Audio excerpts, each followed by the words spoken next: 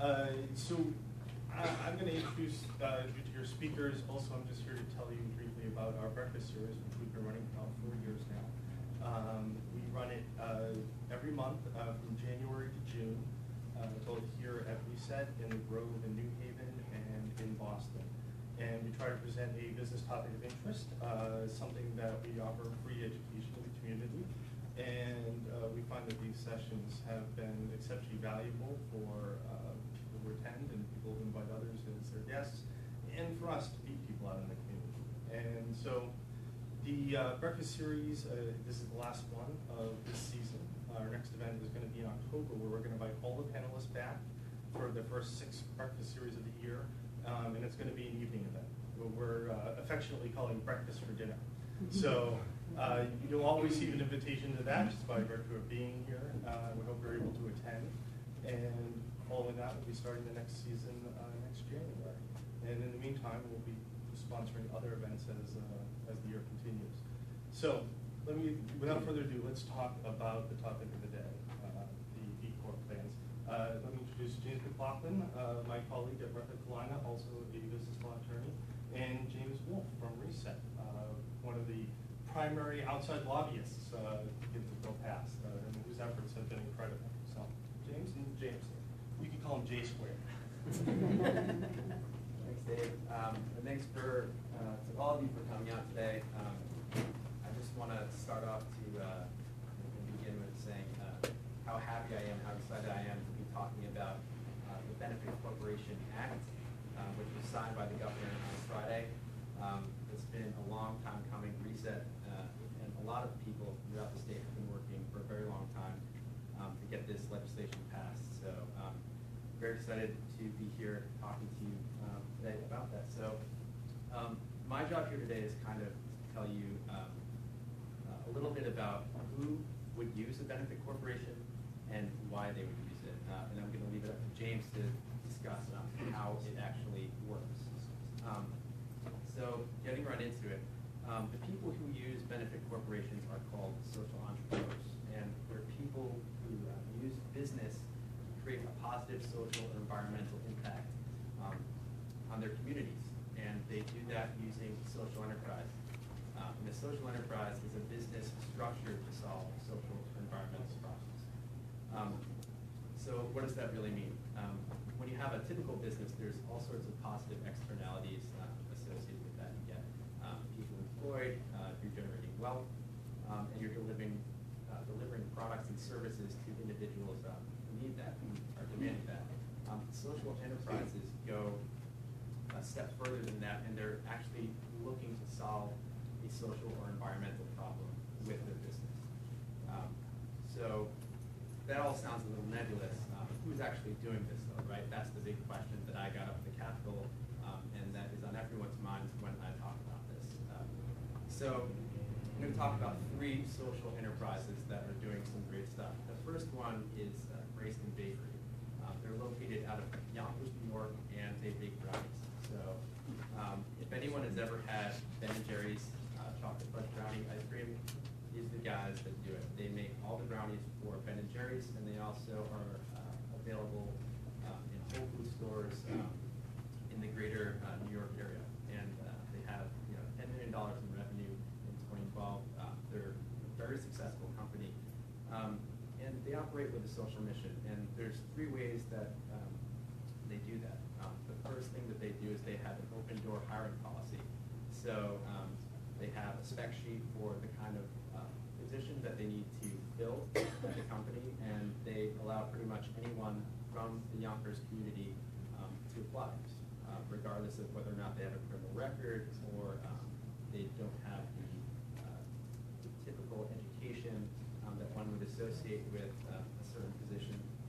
And it allows people that were typically one would consider unemployable beforehand to get a job, have access to health care, to provide for their families, and to get job history. So if they end up leaving Grayston Bakery, they can say that they have an employment history, that they've done something, that they were employable. And they also take 2% of their revenues and donate them to a foundation. And what's interesting about the foundation that they donate to is that it provides microcredit loans to those individuals, underserved individuals in Yonkers, New York, and it allows them to build businesses or provide bridge loans to support themselves. Say if their car breaks down or they're not going to make the rent that month, as opposed to forcing those people to take predatory payday loans with huge interest rates that end up breaking their bank and sending them into crushing debt they probably can't get out of if they're not in that kind of debt already. And the final thing that Greyston does is rather than resting on their laurels and kind of saying, okay, we created a positive social impact in Yonkers and that's what we do and this is great. They're actually, their goal, an aspirational goal, is to be more environmentally sustainable in the future. So they have these programs running that create a positive impact in Yonkers, and now their big goal is to set an example for what a food manufacturing company does to operate sustainably, which is really interesting. The second company, second social enterprise I want to talk about is the Walker Group, founded by Kate Emery, who's also our CEO here at Reset. And she has a very different model for creating a social impact, but it's impactful nonetheless. So they have an equitable profit distribution model. So 1/3 of their profits go to shareholders, 1/3 of the profits go to the employees in the form of bonuses, and then the other 1/3 of their profits actually go to charitable organizations and through grants to other social enterprises to support them and make sure that they can ramp up and start up and really scale their businesses and become successful here in Connecticut. They also have executive pay ceilings, which is interesting. So she put it in place so that the lowest person on the totem pole isn't making too much less than the highest person on the totem pole, and it kind of it really has changed the corporate culture because people understand a lot about what people are being paid and why, and there's a level of equity there. The other thing that they do is transparency. So they have stakeholder meetings monthly. So they basically bring everyone into the boardroom and they have a discussion about what's going on in the business, big deals that are happening, what's going right, what's going wrong, and people can talk about it. And everyone gets a voice, everyone gets heard, and it is an interesting place to work because of that. I've worked at a lot of different places over the years, and the corporate culture inside of there, people knowing that they have a voice, that they can talk to the CEO, and that they can make meaningful changes within the organization if they have a reason to do so, and they can back it up. It's really powerful. The last social enterprise I want to talk about today is Happy Life. So you guys all drank Happy Life's coffee when we came in this morning, and they are doing something really interesting. They're a startup. They came out of the Reset's Accelerator program, and they're really blurring the line between for-profit and non-profit.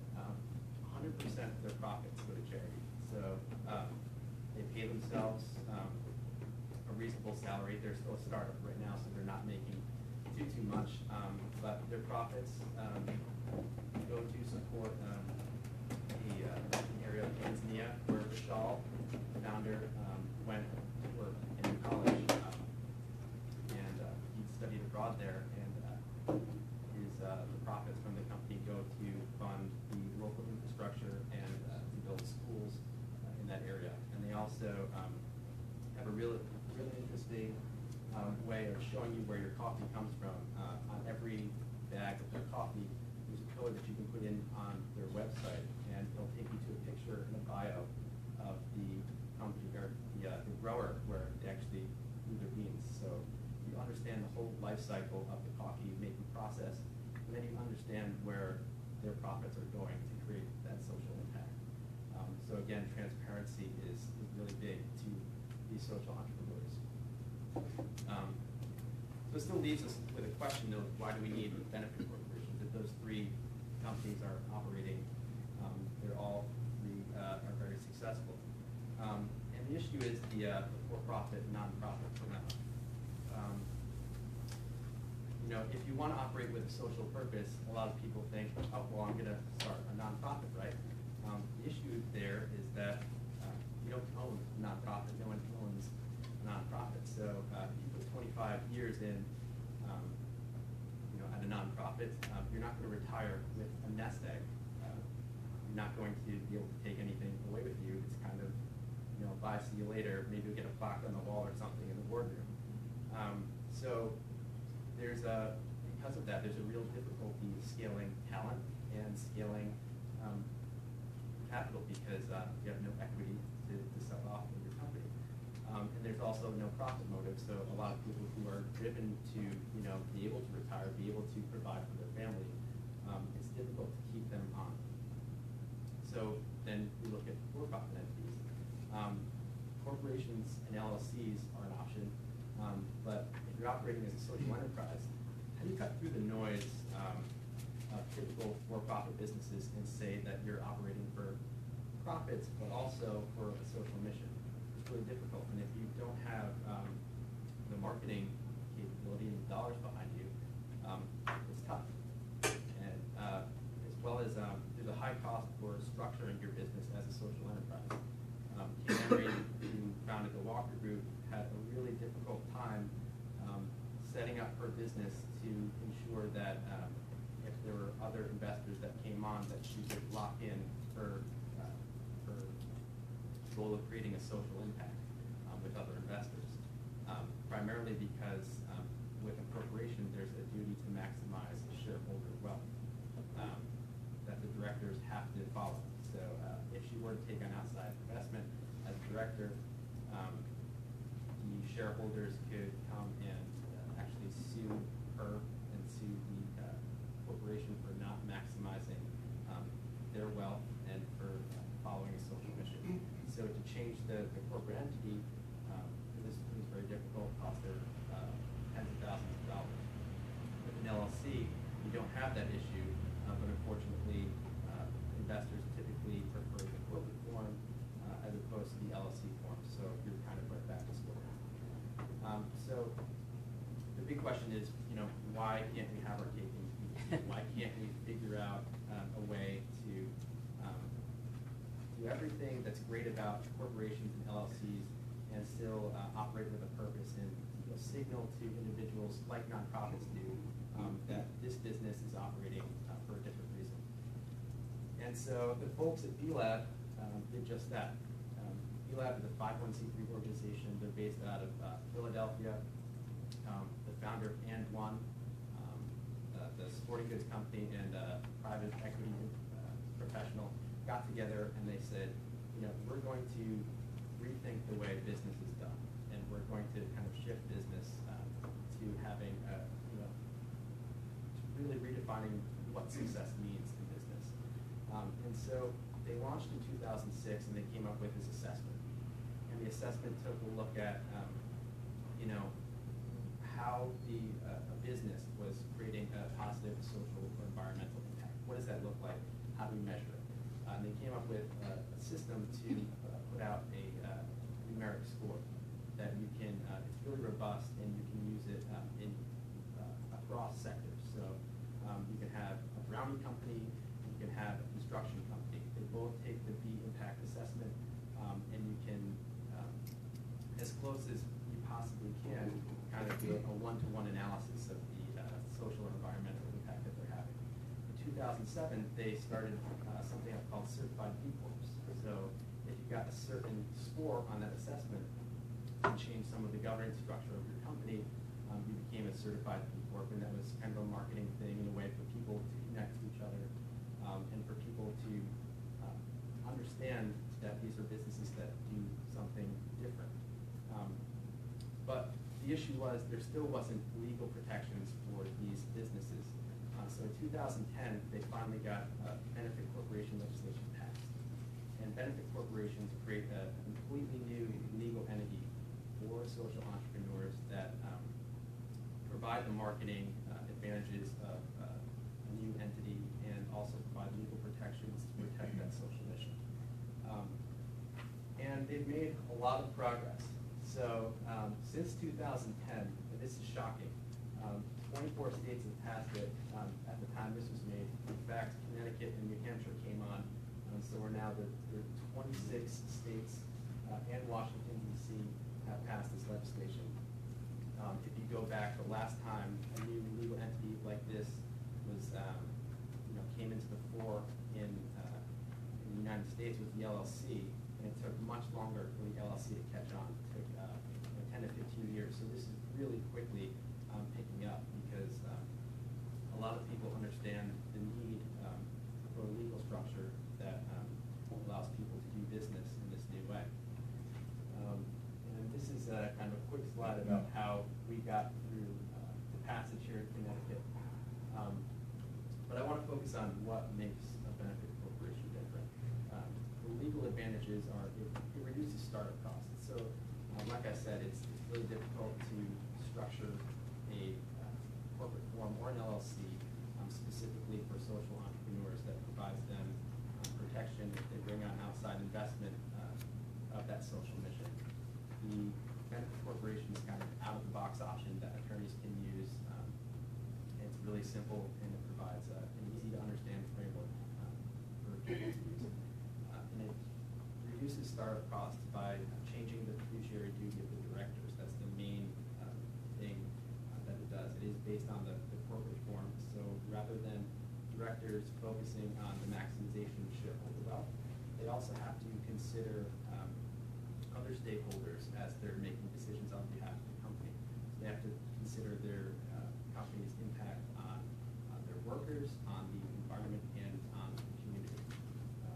And in Connecticut, the other legal protection that you get is something called the legacy preservation provision, which allows a benefit corporation to lock in its status as a benefit corporation in perpetuity.